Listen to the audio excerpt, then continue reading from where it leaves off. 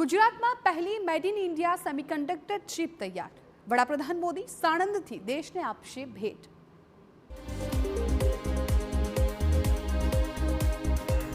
આવતીકાલે વડાપ્રધાન મોદી ગુજરાતની મુલાકાતે આવશે ત્યારે આ વખતે વડાપ્રધાન મોદી સાણંદમાં Micron semiconductor technology India private લિમિટેડની સેમિકન્ડક્ટર એસેમ્બલી, ટેસ્ટ અને પેકેજિંગ સુવિધાનું ઉદ્ઘાટન કરશે, જેમાં દેશને પ્રથમ મેડ ઇન ઇન્ડિયા સેમિકન્ડક્ટર ચિપની પણ વડાપ્રધાન ભેટ આપશે.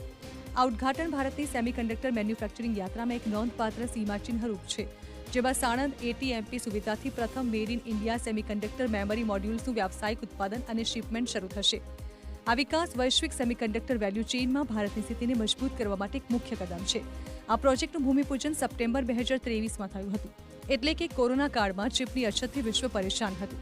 તો બીજી તરફ વડાપ્રધાન મોદીએ આ પડકારને તકમાં ફેરવીને ભારતને સેમિકન્ડક્ટરનું હબ બનાવવાનું નક્કી કરી લીધું હતું.